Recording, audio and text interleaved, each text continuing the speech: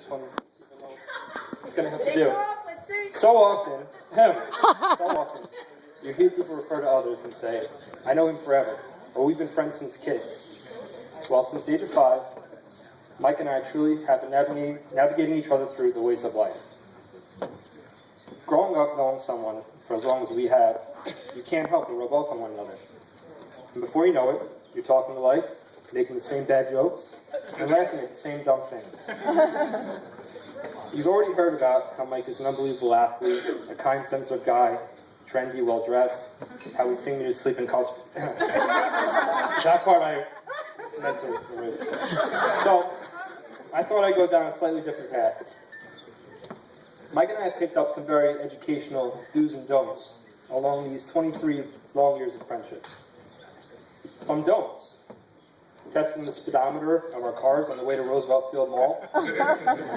We learned that day that cars really can hit 100 miles per hour. Mike's white Nissan was definitely not meant to. And Charlie and Cowan can be very bad influences. Don't tell my parents this story, we're sitting right there. Don't take your football player Halloween costume too seriously, especially on innocent doors, whether it's Seth's door, Scott's door, or the front door of Ivy Apartments. Don't drink one of Mike's hangover concoctions, those experiments, which debuted with Mike's 21st birthday. That's mostly Gary L's fault. Or don't try and cluck use 911 challenge. A feat that Mike conquered. One that I will not. Very important, don't be the third roommate in a one-bedroom dorm room with us. As our freshman year roommate from Boston quickly came to realize, and Arthur previewed for us. But there's also do's. Performing a duet of Puff Daddy's 1997 hit song, I'll Be Missing You, to the manager of our neighborhood CVS in return for free candy. We were good. I was better. More dudes. Using a butter knife to play a broken Mortal Kombat arcade machine at Pizza Hut after a long day at Adventureland. Something which became a very lucrative activity. Having the best party Ivy Apartments has ever witnessed, and leaving before the cops came to leave me stuck with a noise violation. Me with the lawyer fee. Waiting for the week when dishes piled the highest to assign our other roommates the dishwashing duty. Never did them anyway. More dues. Reciting the joke in possibly 50 different variations because a good joke can go a long way. There's no doubt that together we can convince you there are 49 additional opportunities to ruin your joke. And, last do, to go to college with your best friend and making 6 additional everlasting friendships that any person could only wish for. And Seth, Gil, Sobel, Fish, Scott, and Jared. Anyone who knows us can tell you that Mike and I have a very unconventional sense of humor. Most people can't enjoy things like Mike and I can. Because they're weird. I guess it takes time to appreciate us when we're together. It's difficult to put a speech like this together because so many things between us are just understood without saying. Everything's an inside joke. Every story has a deeper meaning that only the two of us get. Excuse me. You can do it. Thank you. In our 4 years of college, there are very few things that Mike and I didn't do together. We lived together all 4... No, that's not what I meant.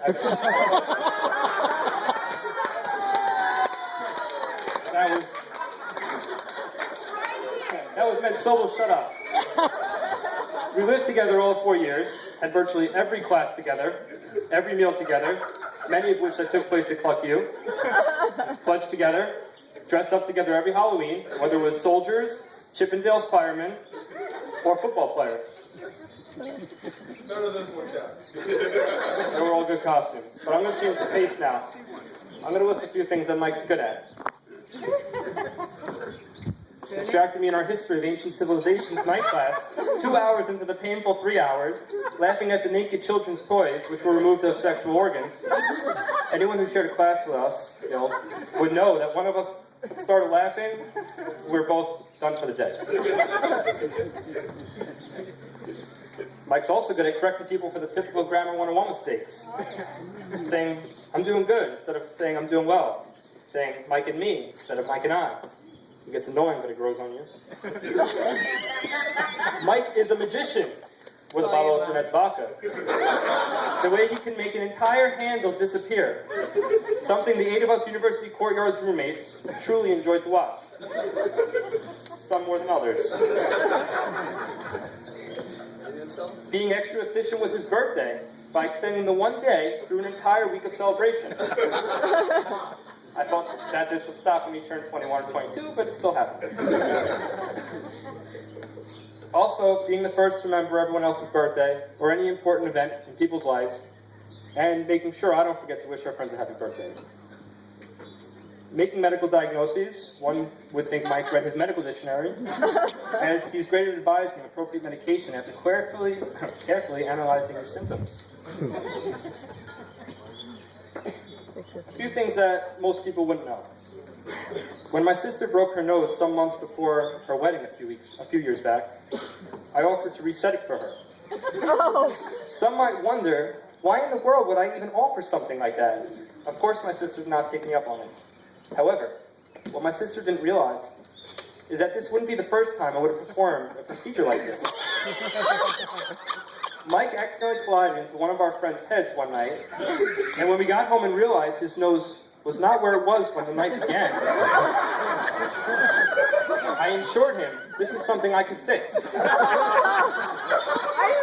So, with Michael's unquestionable trust in me, and in an undeniable, intoxicated state of which the both of us were in, Oh my God, I did what any person who watched a lifetime of kung fu movies would do. I snapped it back into place. Good as new. Michael, you never told me. I don't know if your mom knew that. No, I didn't know. Freshman year while pledging, one of our fraternity brothers told us that we had to dress up for Halloween the next day. With little time to find Halloween costumes between pledging and classes, a girlfriend of ours picked up some props, and a memorable costume was born. Outfits that many of our friends will never let us live down today. We walked to town that night in fireman hats, pants, and suspenders, and since then, the notorious Chippendales fireman costumes came to be known. I remember sitting in what I believe was our leadership and business night class, and Mike leaned over to me and said, I think that girl over there likes me. I remember exactly what went through my head at the time. I didn't know Katie well, but I did know she was very pretty, extremely sweet, and incredibly friendly girl. Not long after, Mike and Katie became an item. I don't believe there's a single person who isn't envious of the friendship that Mike and I have. There's certainly no one who knows me better, and aside from, I guess, sorry. I sent this speech to my mom, and some things got auto-corrected. Anyway, there's certainly no one who knows me better, and aside from, I guess, Katie, there's no one who knows Mike like I do. For as long as Katie and Mike have been together, I know that she has always admired our relationship, and I'm glad that she always reminds me that she's so happy that Mike has such a good friend in me. It's almost done. It's okay, I was really interested in the nose part. Very cool. Go back to the bus stop page. Katie, I couldn't be happier that you're Mike's bride. It's so clear that there's no one who even comes close to making Mike as happy as you do, except maybe me. You guys did such an amazing job putting this wedding together, and I'm incredibly proud of both of you. I can't tell you how honored I am to play such a major role in this wedding. Mike, I love you. You're a brother to me. And Katie, I'm truly happy to have you as family to me as well. But Mike, I know your eyes are in her soul, and love in her heart, and that key's thrown away, whatever else you said earlier. But the NFL Sunday ticket on cable is still going to be in my apartment. Don't ever forget that.